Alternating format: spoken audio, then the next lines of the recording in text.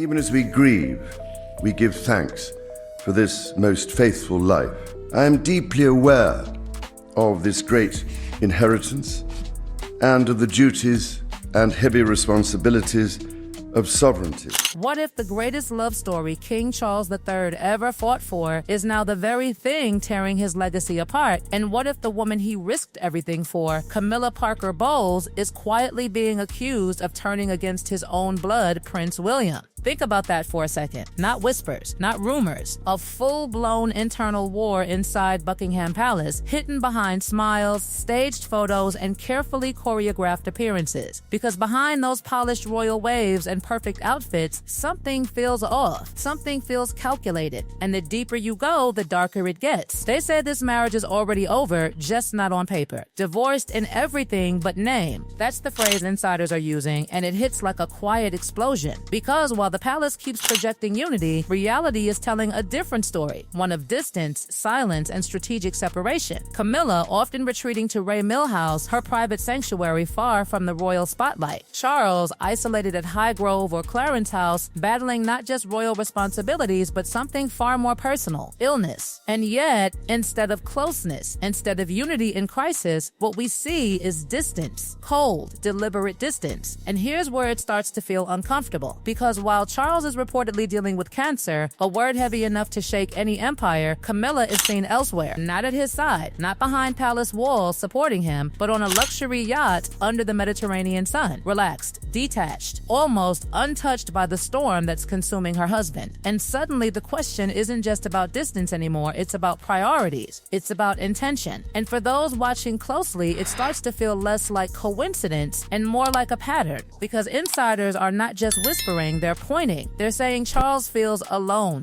that despite decades of devotion, despite rewriting royal rules just to make this marriage happen, he now finds himself emotionally isolated at the moment he needs support the most. And that silence, that absence, it's louder than any statement the palace refuses to make. But if you think that's where it stops, it doesn't, because enter William. And this is where everything changes. Because William isn't just watching this unfold, he's reacting strongly, emotionally, explosively. Insiders say he's incandescent with rage, not mild frustration, not quiet disagreement, rage, the kind that builds slowly, silently, until it can't be contained anymore. And why? Because to William, this isn't just about a marriage falling apart. It's about something deeper, something more dangerous. It's about influence, power, control, because behind the scenes, there are growing claims that Camilla isn't just stepping away, she's stepping in, quietly shaping decisions, influencing access, controlling narratives around Charles's health. And if that's true, then this isn't just a family issue. This is a power shift happening in real time. Now pause for a second and really think about that. A king weakened by illness. A queen consort increasingly independent, and an heir watching it all, realizing the future he's supposed to inherit might already be slipping out of alignment. It doesn't feel like a royal family anymore. It feels like a battlefield, silent, strategic, and deeply personal. And then comes the accusation that changes everything, the one that turns tension into something far more explosive. The idea that Camilla may not want William to take the throne, at least not yet, that she wants Charles to remain king for as long as possible, not just out of loyalty, but because this moment is everything she fought for. After years of being labeled the outsider, the homewrecker, the woman who disrupted a fairy tale, she finally got the crown. And now, the suggestion is she's not ready to let it go. And suddenly, every decision starts to look different. Every absence, every reported influence, every move. Because if you look at it through that lens, it doesn't feel random anymore. It feels intentional, like pieces on a chessboard slowly being repositioned. And the most chilling part? The claim that Charles himself might be caught in the middle, emotionally tied to Camilla after decades of love, yet being pulled away from his own son. There are even whispers of an arrangement, a quiet behind-the-scenes deal. William agrees to step back to tolerate Camilla's growing influence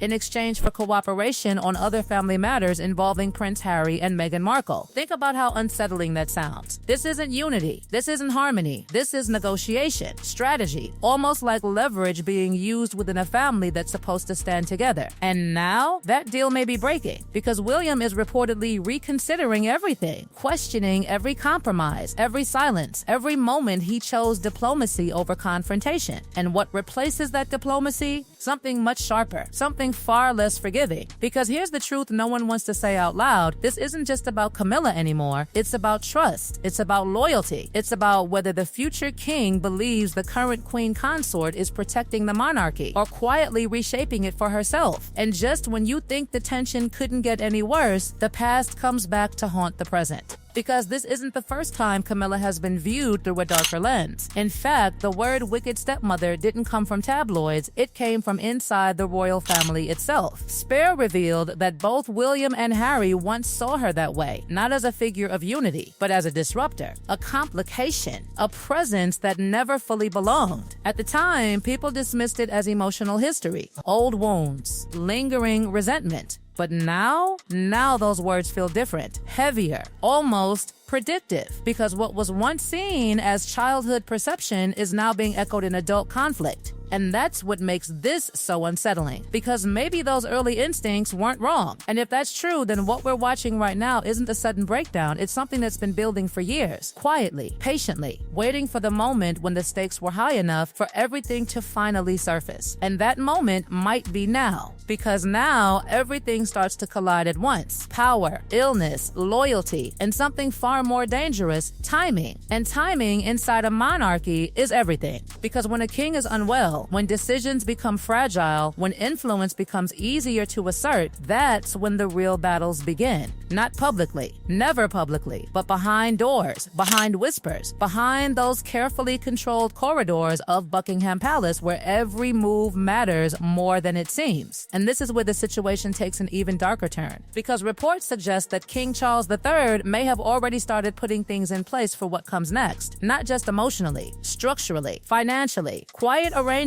that could secure Camilla Parker Bowles' future long after he's gone. And on the surface, that sounds normal, expected even. A husband ensuring his wife is protected. But insiders are raising a far more uncomfortable question. What if these arrangements were made when Charles was at his most vulnerable? And what if those decisions don't align with the future that Prince William is preparing to inherit? Because once Charles is no longer on the throne, everything changes instantly. Camilla doesn't disappear, but she transforms from queen consort to queen dowager. A title that still carries weight, still carries privilege, still carries visibility. But here's the twist. Her entire world would then fall under William's authority. Every role, every public appearance, every decision, controlled by the very man insiders claim she's been trying to hold back. Now imagine that tension. Imagine the shift. A woman who fought decades to climb to the top, suddenly finding herself answerable to someone who has never truly trusted her. Someone who, according to those closest to the palace, is watching everything, remembering everything, and quietly preparing for the moment when he finally holds absolute control. And this is where things start to feel less like royal protocol and more like a countdown, because insiders suggest Camilla knows exactly what's coming. That's why they claim she's working overtime right now, securing influence, locking in arrangements, strengthening her position while Charles is still king. Because once that transition happens, the window closes completely, and whatever power she has left will depend entirely on William's decisions. And here's the part that feels almost chilling, because if William truly believes she's been acting against him, if he truly sees her actions as manipulative or self-serving, then why would he protect her position at all? Why would he honor any agreement that he now feels was built under pressure, under imbalance, under what some insiders are calling emotional leverage? There are already whispers that he might not, that he could walk away from any prior understanding made with Charles, that he could reassess everything, rewrite everything, and in doing so, strip Camilla of the influence she's fought so hard to maintain, not publicly, not dramatically, but strategically, quietly, the same way this entire situation has unfolded. And suddenly, the balance of power flips.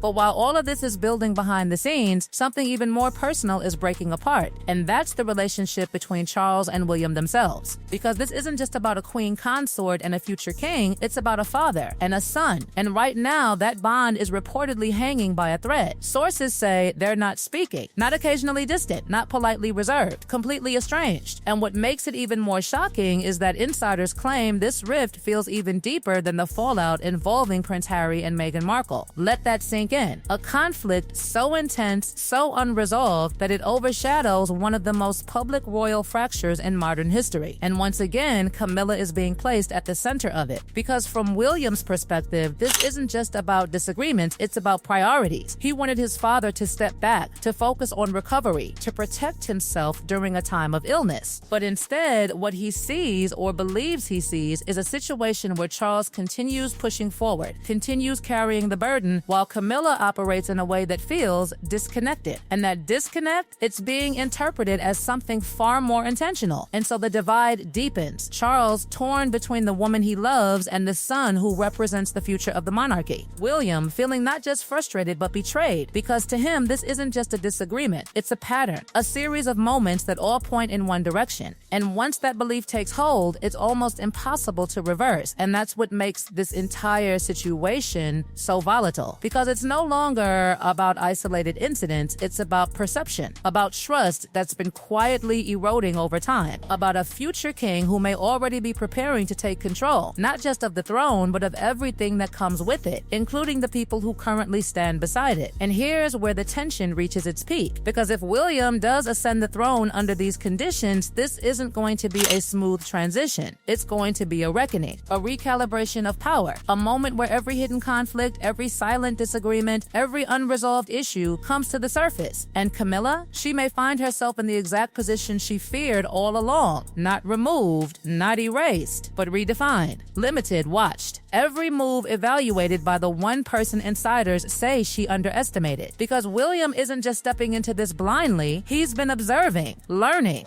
carrying both the emotional scars of the past and the strategic awareness of someone who knows exactly how this institution works. He has Diana's sensitivity, Charles's understanding, and now, potentially, the authority to act on everything he's been holding back. And that's what makes this story feel unfinished, because nothing has been officially confirmed. No statements, no declarations, just fragments, patterns, insider voices that keep pointing to the same unsettling conclusion, that something is shifting inside the monarchy. Something deeper than headlines, something that hasn't fully revealed itself yet. And when it does, it won't just change the future of Camilla. It won't just redefine William's reign. It could reshape the entire narrative of the royal family itself. So the real question isn't what has already happened. The real question is, what happens next?